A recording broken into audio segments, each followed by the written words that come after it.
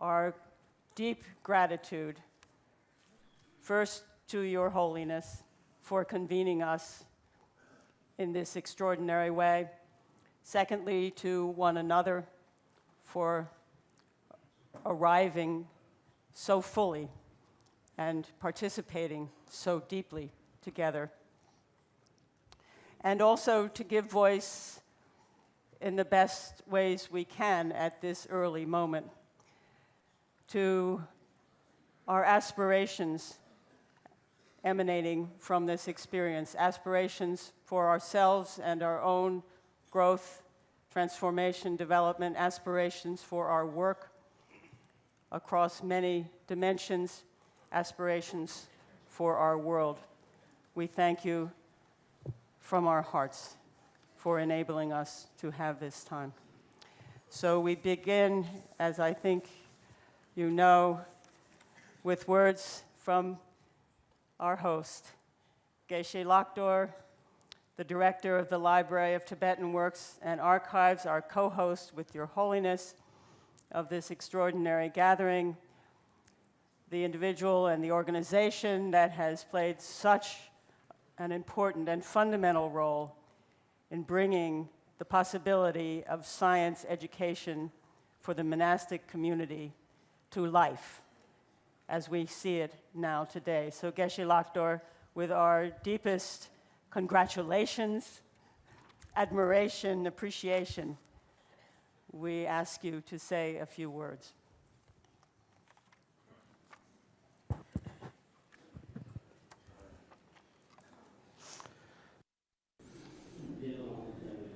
Your Holiness, His Eminence Content Rinpoche, Shajang Rinpoche, the abbots and abbot emeritus,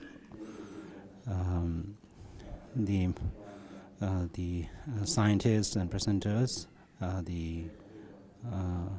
and all the participants from the rest of the world. I want to briefly summarize the events of these past several days.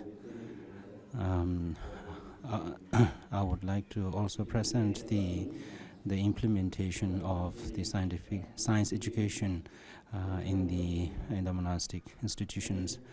I would also like to briefly tell the history of the development of these programs, and finally I would like to briefly talk about the future implementation of this science education program. To give you a background, history, science and Buddhism, the dialogue between science and Buddhism, in brief, is to strive to promote happiness of human beings and sentient beings, and to alleviate their suffering. The very term science here is that means knowledge, and it is clear that lack of knowledge leads to problems, and the more knowledge we gain, more we were able to alleviate suffering. And even in Buddhism, ignorance is considered as the root of all the problems and sufferings. Therefore, it's necessary to generate an insight and understanding into the nature of the world in order to alleviate and free oneself from suffering. So in that regard, both have a common goal. So as of now, there are so many programs that have been initiated, and particularly this conference is the 26th one. Irrespective of what initiatives we initiate, the knowledge that we generate through studies and researches should not be just should not remain in the literature, but should be disseminated in the general population and learn about various means of alleviating suffering. in Buddhism, the most important, although there are so many people who claim to be Buddhists, many do not know the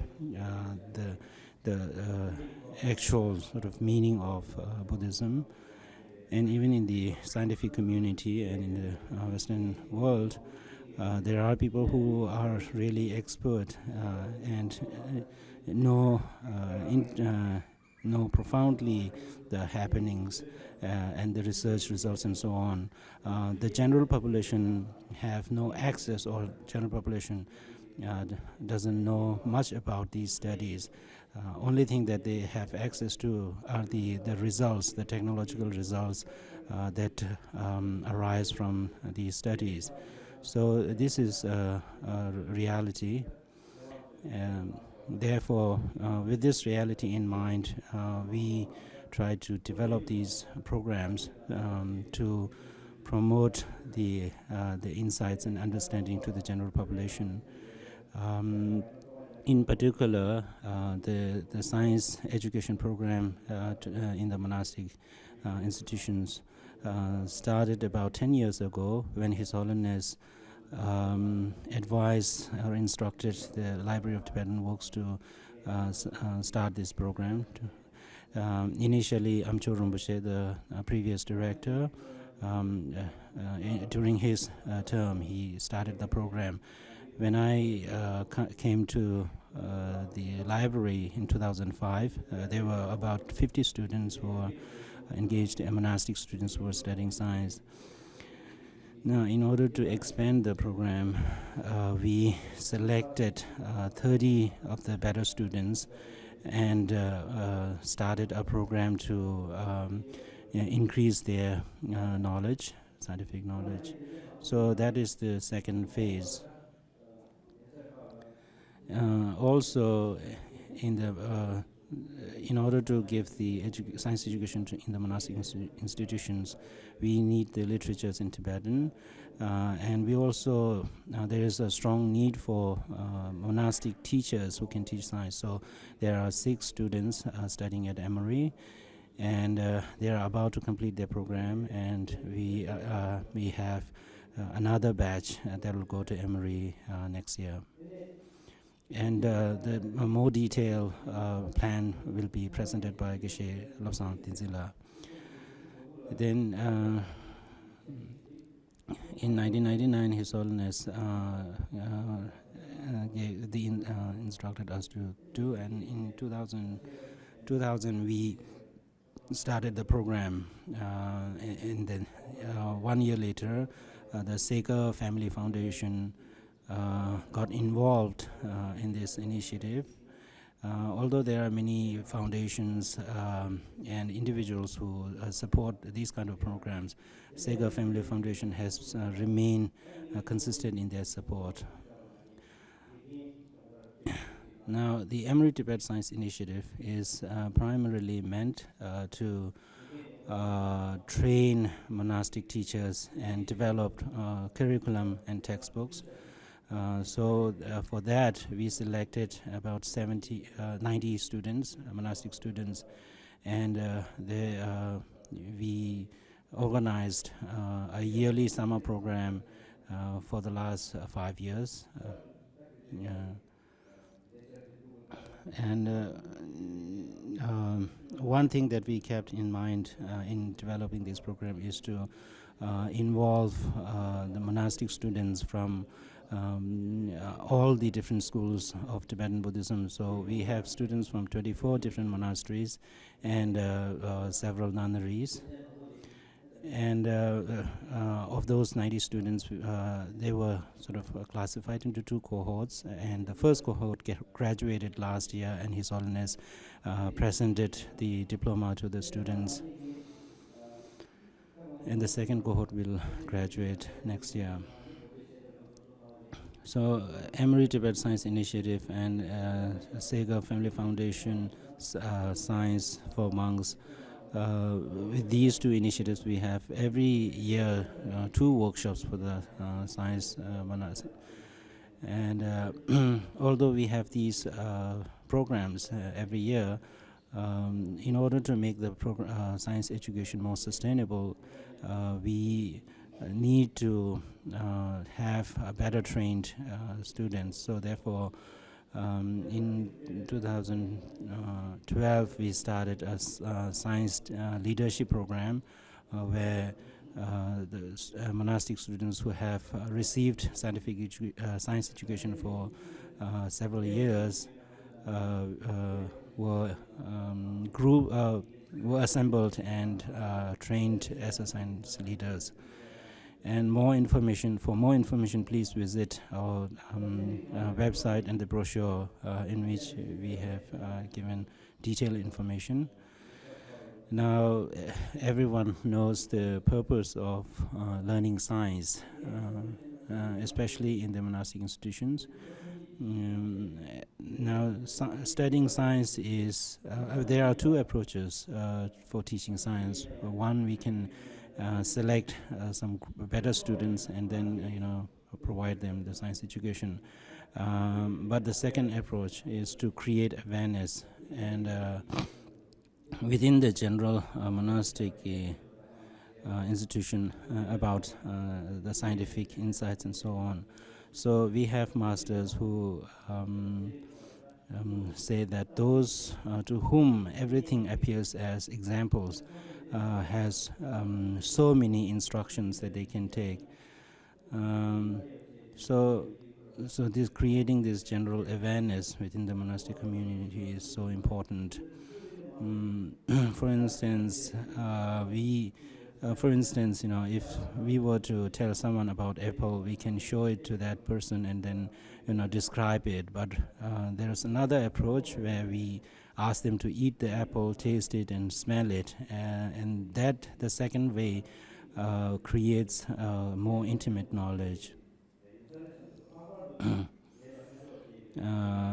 Then particularly since we are all engaged in trying to alleviate others' suffering and benefit others, to involve oneself more intimately will create a better sort of insight and opportunity to help others.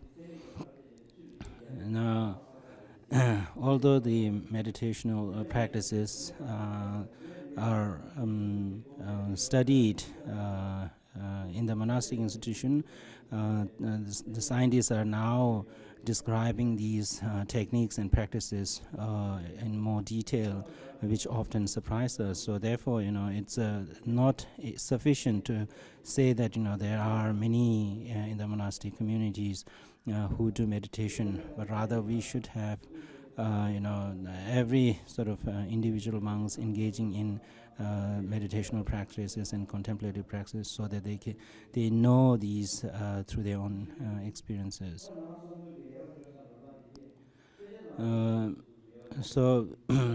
To promote the positive qualities, the positive minds, it's not sufficient to study about them and study from the text. Instead, to put them in practice would create a more intimate sort of knowledge of these.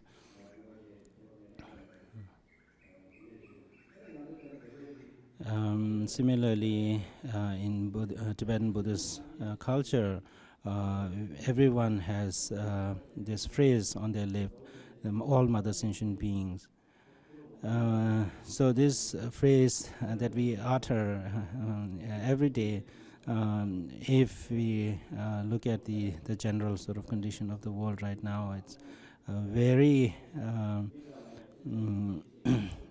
so this practice of thinking about mother sentient being is there in the Tibetan culture for a long time. So in respect to health or ecology and environment, there is potential that we can derive from this outlook that we have.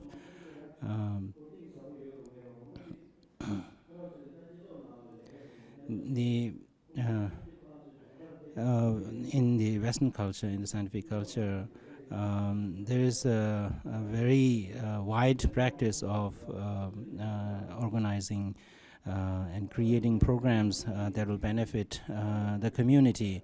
So irrespective of how efficient these may be, there is this practice of initiating so many programs, and the Western culture has trained itself in organizing these, and very successful. So these we can learn from, something we can learn from them.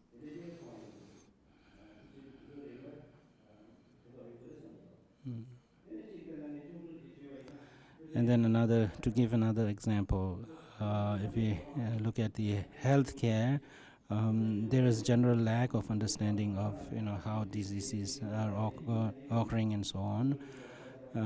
Although I'm not based here, we have monks who for many years studied strenuously, and at the when they were about to graduate and get a Geshe degree, they because of their lack of attention to their healthcare, they often, many students become sick, and so this is a huge sort of problem that is going on in the monastic communities. So these we can definitely alleviate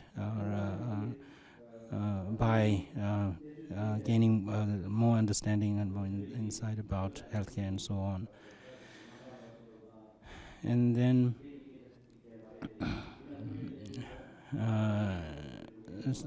the world is undergoing so much change, and we have to live in this world that is constantly changing, and we need to adapt to this new condition, this present reality. His Holiness has often stated that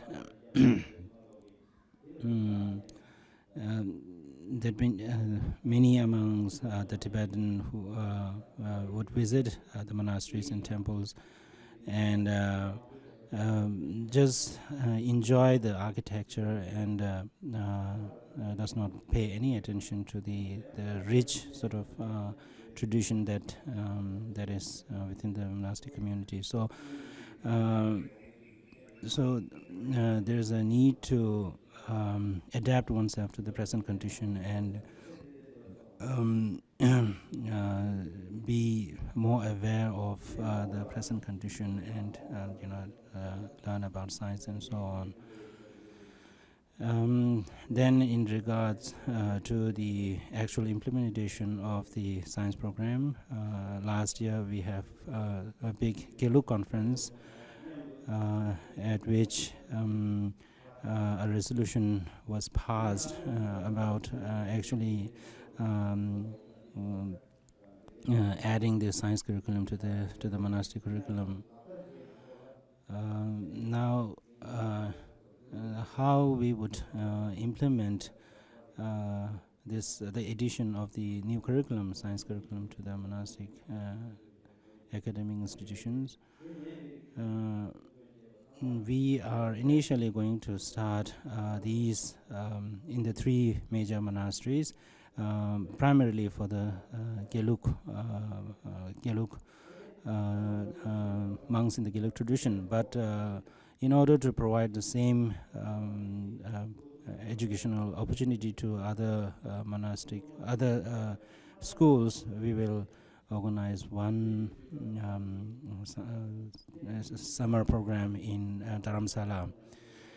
As for the student that we are going to select for this science education program, the minimum requirement is at least 10 years of monastic education. So the monastics that we select for our program have 10 years, at least 10 years of monastic education. And the reason why we select that is we want the students to have at least a solid base, a solid foundation before they before they engage in a different sort of curriculum. And on the other hand, we feel that monastic students with a good understanding of Buddhism and Buddhist philosophy will be able to be more helpful, will be able to engage better in dialogue with their teachers in terms of the philosophy and their scientific understanding. Even though we have been giving the science education for these many years, we have students who are themselves great scholars who have engaged in these in all of these programs. So it is clear that their own study has not suffered because of them taking interest in science. And it is clear that they are receiving benefits, because if they don't see any benefits in studying science, they will not come back again and again. Then there is a general attitude that when we initiate programs such as science education, they may feel that they don't have any time, they cannot spare any time. However, in reality, they have all these minor things, trivial things that they find time to engage in. So this attitude should be, rectified. So these initiatives are extremely important, are extremely significant. When Bobby Secker first asked His Holiness that I would like to help and support the Tibetan community, and what His Holiness would advise him to give his support to, His Holiness right away said that support the science education, and he asked His Holiness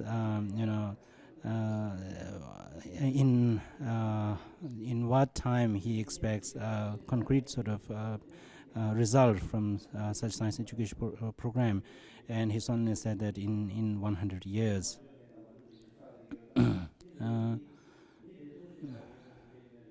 So these initiatives should not depend on one or two individuals. Rather, it should be institutionalized, so that as the individuals who are involved in this program, it does not depend on individuals, rather should be institutionalized, so that we can continue this work.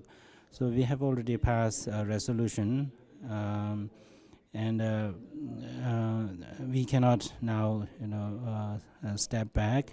We have to go forward.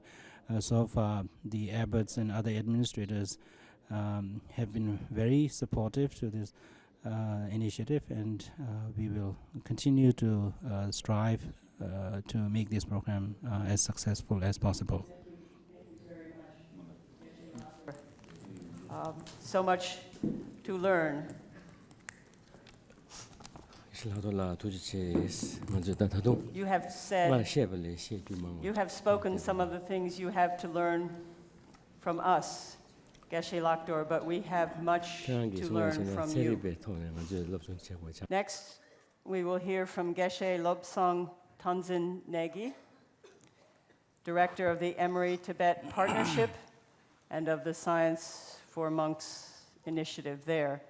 He will speak to the monastic community in Tibetan, in their language, but he has slides in English for us to follow. Geshe Lobsang, I will start you. Your Holiness, Your Eminence Ganden Rinpoche, the two designated as successors to the Ganden throne, Venerable Abbals and incarnate Lamas, Venerable Sangha, esteemed scientists and scholars, and honored guests who have all gathered from all parts of the world, and to all those who have supported this project for long. To all of you, I, on behalf of Emory University and on behalf of Emory Tibet Science Initiative, would like to greet you all.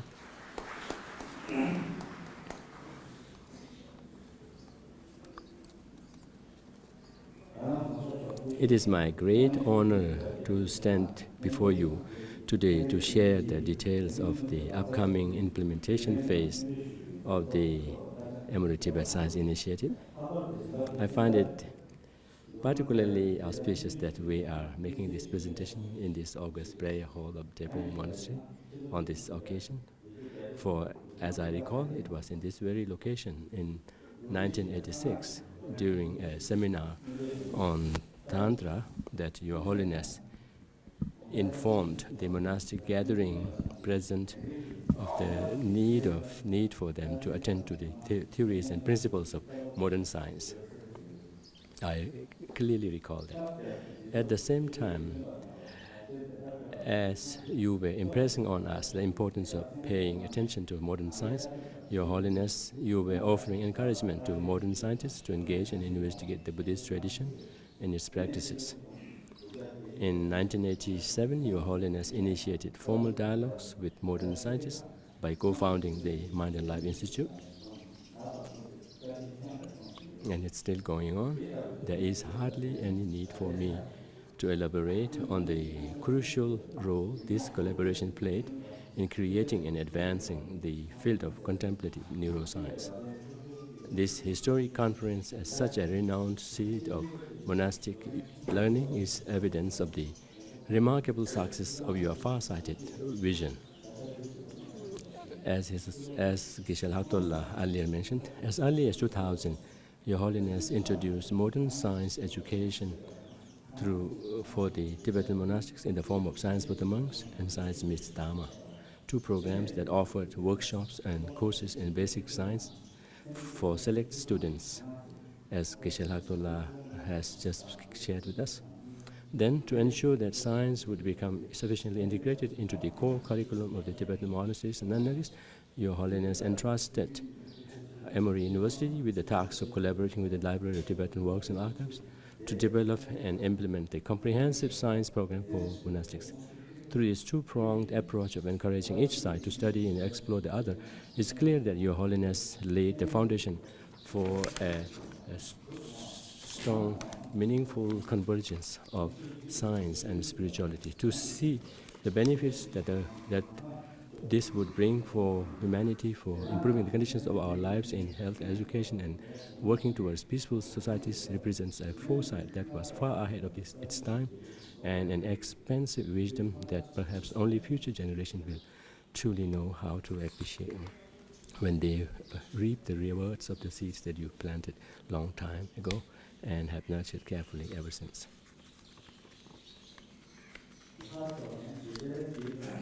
I know that we at Emory University, from the president on down throughout the institution, considered it a tremendous opportunity and a great honor that Your Holiness entrusted us with this task. Your acceptance of Emory's offer to join as its faculty as Presidential Distinguished Professor, your first such appointment in the West, illustrated to all the importance that Your Holiness gives to this partnership and the science and to this science initiative.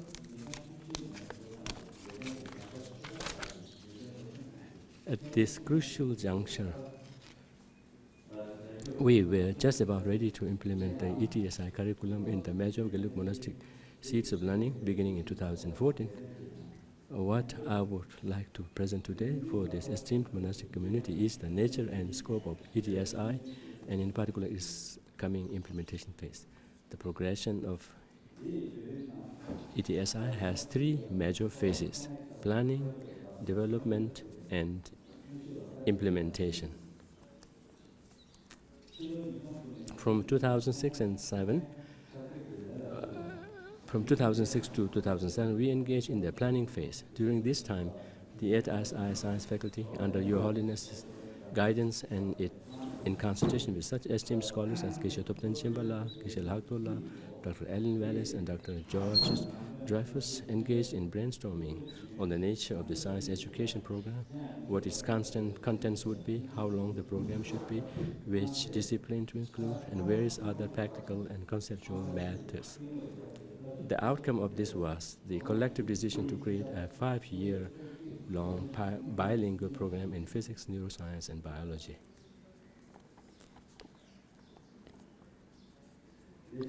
The development phase, which took place over the next 6 years, included focusing on several main priorities. The first was to create science materials in bilingual form that were specially catered to a monastic audience in each of the three main scientific disciplines. The second task was organizing annual 6-week summer intensives to pilot the curriculum. These annual intensives were taught by 16 MRE faculty to 2 monastic cohorts, the first of which started in 2008 and the second in 2009. The select group of 91 students was drawn from 22 institutions representing all schools of Tibetan Buddhism.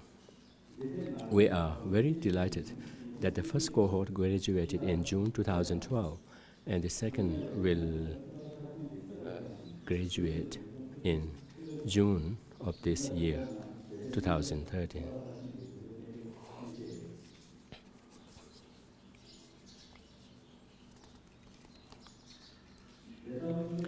As the development phase now draws to a successful close, we are poised to implement the science curriculum in the major monastic seats of learning in many respects, logistically, financially, and in terms of resources, personnel, and time. This represents the most challenging phase of the ETSI.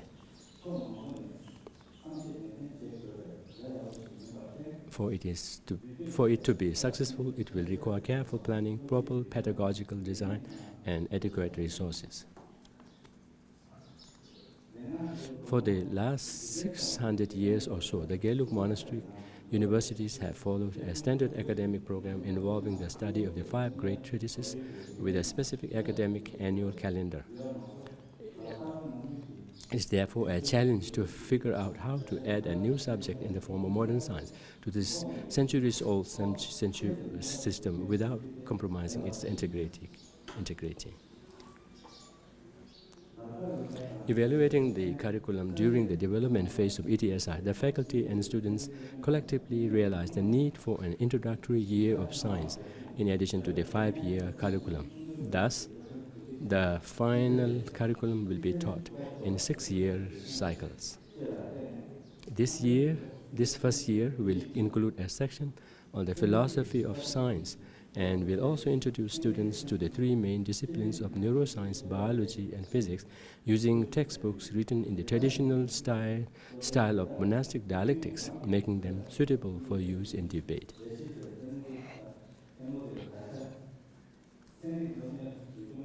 The introductory texts in the 3 disciplines are being composed by the 6 Tenzin Gyatso science scholar monks who are currently completing their 3 years of science education at Emory University.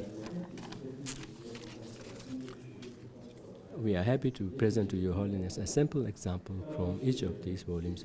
We have also distributed these chapters to members of the monastic communities here for their collective review and comments.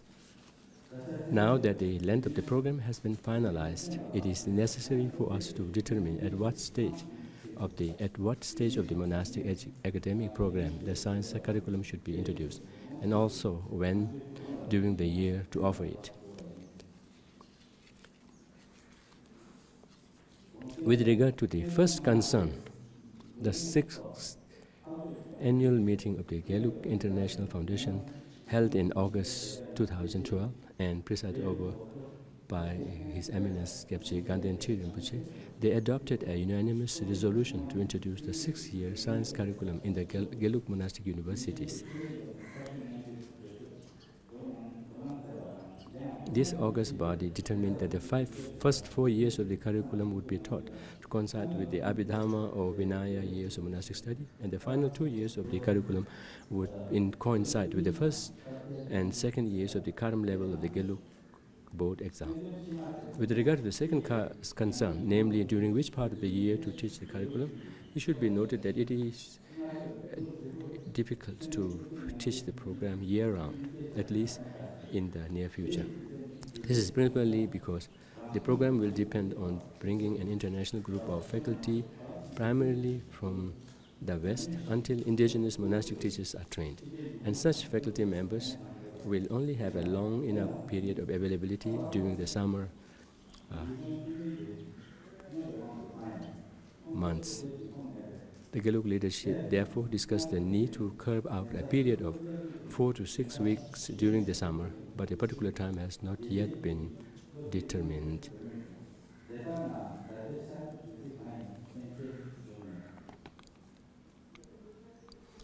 For science education to take root in Tibetan monastic education, we must take steps to ensure its long-term sustainability. A first step towards this is creating high-quality science textbooks in bilingual editions. 16 such textbooks, plus the 3 introductory level texts written in the style of monastic dialectics, will constitute the core text for the 6-year science curriculum. Some of these texts, which are produced on the basis of the materials prepared for the development phase, have already been revised and published, and others will appear in the coming months and years. The textbook will require a large number of expert faculty to teach the material, and we, in collaboration with the Library of Tibetan Works and Archives and with the kind support of the Mind and Life Institute, will make every effort to supply an adequate number of core international science faculty members to teach at the 3 monastic universities of Tepung, Sera, and Ganden during this implementation phase of the program. The long-term sustainability of this program, however, will ultimately depend upon the training of indigenous monastic science teachers. Recognizing this need, Emory and the Tibetan Library have initiated a teacher training program to cultivate future teachers. In 2010, with generous support from the Dalai-Lama Trust, 6 monks began a 3-year training at Emory University as Tenzin Gyatso science scholars. Our plan is to produce 30 more Tenzin Gyatso science scholars as qualified science teachers over the course of the next 10 years.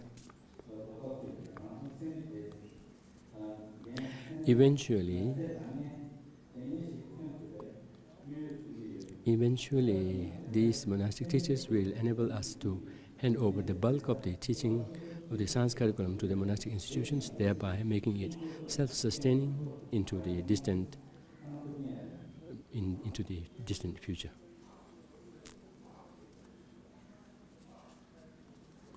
Furthermore, to ensure the quality of the program, the Library of Tibetan Works and Archives and Emory will work in conjunction with the monastic leadership to create a standardized examination and evaluation system.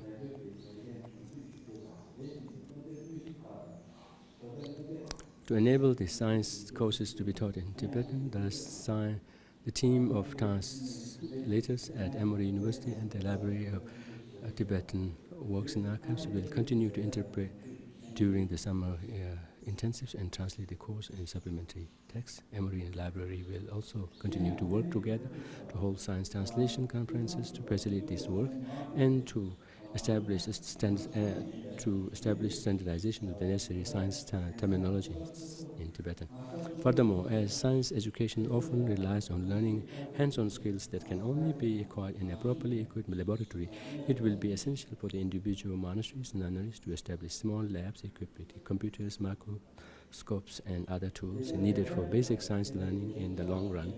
Establishing a science needed for basic science learning. In the long run, however, establishing a science center at a centralized location such as Bangalore that can offer lab-based workshops would prove to be an invaluable resource for the continued success and flourishing of this program. These extended science programs will bring groups of science educators and researchers to these illustrious monastic centers of learning on a regular basis, presenting a perfect opportunity for dialogue that can lay the foundation for future scientific collaboration. With its vast and profound understanding of the workings of mind and emotions, as well as a most sophisticated knowledge of how to cultivate our spiritual qualities, the Tibetan tradition has much to offer this world today modern science, likewise, with its ever-expanding body of mind, of knowledge that is unlocking the nature and complex workings of the most microscopic entities of the most to the most macroscopic aspects of physical world, has exceptional potentials to contribute to human flourishing. These two great traditions, each of which holds such promise for the future of our world, can only benefit and learn from each other, and the effects that mutual enrichment will be far-reaching indeed. Taking this opportunity, I want to thank all those who have supported this project from so long time, more particularly to the science faculty members who have engaged in teaching in these scholars. And likewise, I request all of them to please continue such support that we utterly need. Thus, I believe is the vision behind His Holiness's commitment to forge collaboration between science and spirituality as a means of promoting genuine peace and human flourishing. As human beings who all share in this planet and its fate,